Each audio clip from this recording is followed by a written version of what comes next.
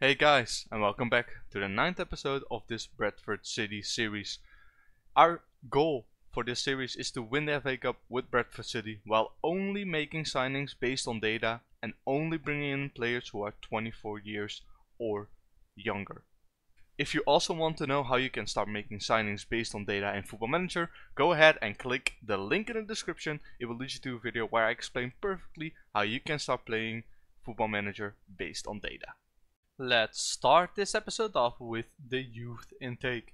And it doesn't look that bad. Of course, all of these players down here aren't very good, except for Charlie Sinclair, who looks kind of decent but low determination, so that's why we didn't offer him a contract. But Manuel Lozano looks very good, already 16 determination, good physicals, and some technicals that we can work with.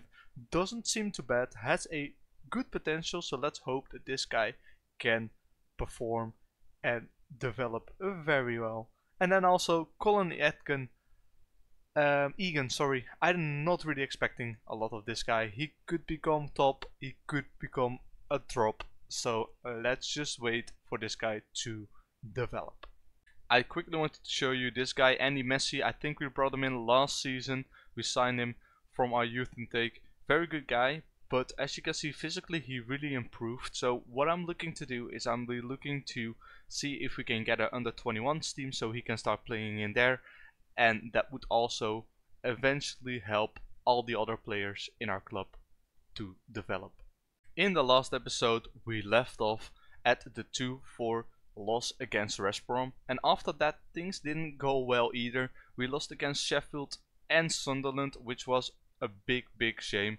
After that, winning against Swansea, Rotherham, but also losing against Bristol City and Middlesbrough, which meant that it was going to be very hard for us to either get into the promotion spots or into the playoff spots.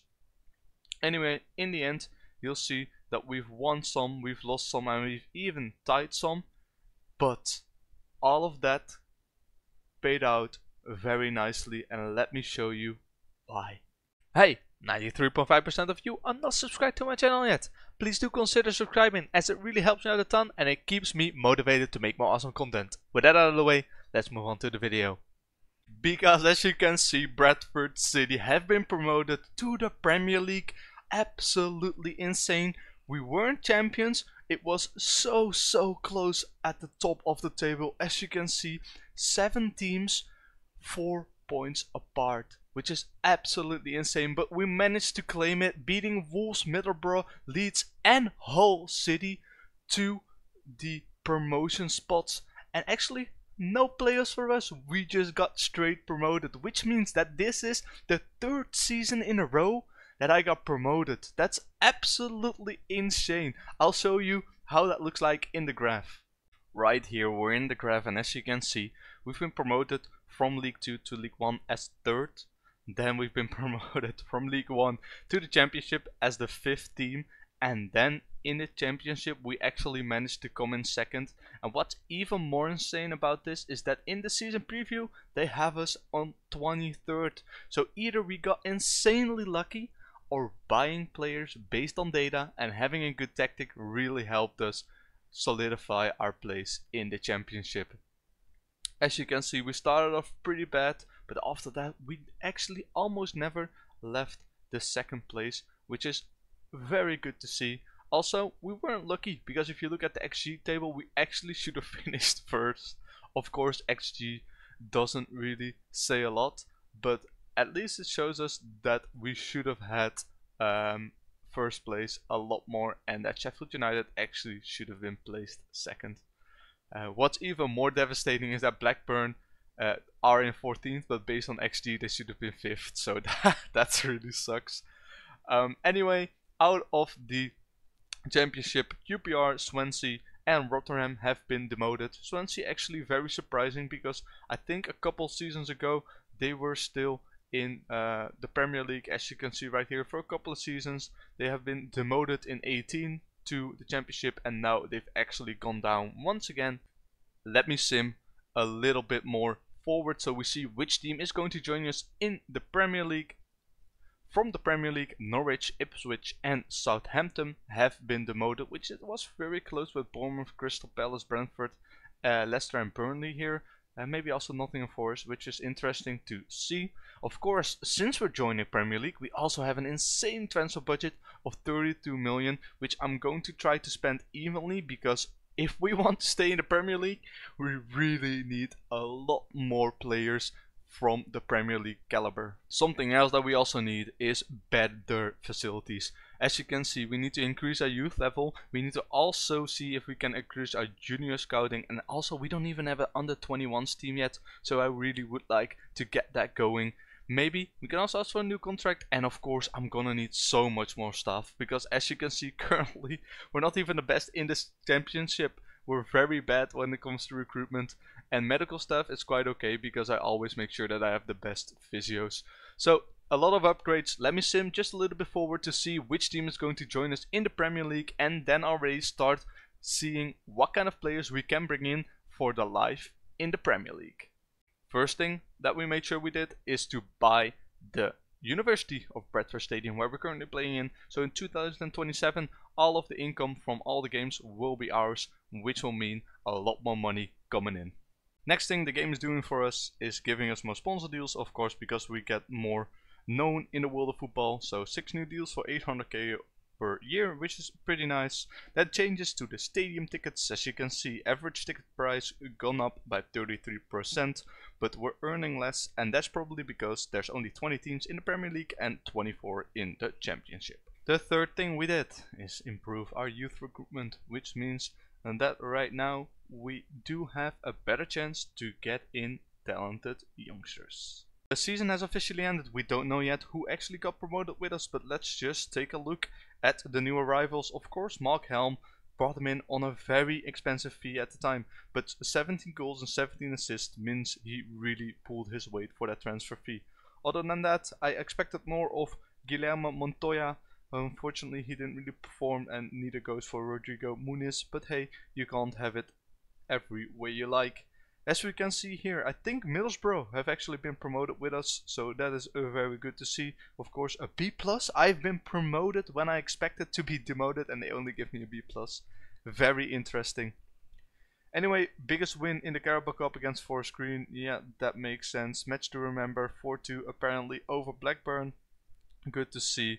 Now, finance-wise, we already looked at this. We've got a couple more deals. Our club reputation is still only national, but as you can see, everything is going up, which is very good, because next season we're going to be earning a lot more. Then, as we lined up, I expected more from Jack Phil in that position. Also, Montoya sharing is really not good enough for the Premier League, so probably gonna have to let him go. And Kavanagh, I hope I can sell him on for a nice price, because 18 million for a player like this is really good money. Then the accolades, as you can see, Harry Boyce playing very well, 18 assists, which is good to see. And of course Luca Fletcher, who we loaned from Man City back in the day, he was our youngest goal scorer. History in the making, as you can see, third promotion. Jake Jacobson achieved the third promotion of his career, and also the third one in a row, which is absolutely insane. The promotion was absolutely crazy. Take a look at this salary spent per annum. Hull is in 8th, Wolves are in 1st, Middlesbrough are in 7th, and Leeds are in 3rd. So let's take a look at the promotion playoffs. As you can see, Hull actually beat Wolves 4-2, Leeds beat Middlesbrough 2-1 on penalties, which was very interesting. So we're having Hull versus Leeds in the final. So let's take a look at that final. Hull beat Leeds on penalties. So Hull didn't even have the biggest transfer budget. So Wolves and Leeds are still staying in on such high wage budgets. They're either gonna have to release a lot of players or get rid of them, because I don't think they can really make sure that they can keep their finances right if they keep those players on high wages. Just to give you a little insight on that, as you can see, for the Wolves you have players who are on 100k a week, Nelson Semedo, but also if you take a look at our team, the biggest high paid player is Mark Helm on 14.5k. That's not even a lot. Usmanake, as you can see, I think Semedo earns more than almost all of my first team players combined, because currently we are paying, what's it, 178k per week. So two Smedos are earning more than my whole team, which is absolutely insane. It doesn't matter, we made it to the Premier League, so now I'll be starting to make some signings. Last thing I wanted to show you is that I've also continuously asked for more staff, and eventually we've got it. We've got one more coach, two more performance analysts, one more scout and recruitment analyst, and also one more physio. But of course, when the option appears here, I'm going to be asking for it, because I do want to make sure that we can have the most staff possible, because it will really help us to stay in the Premier League next season.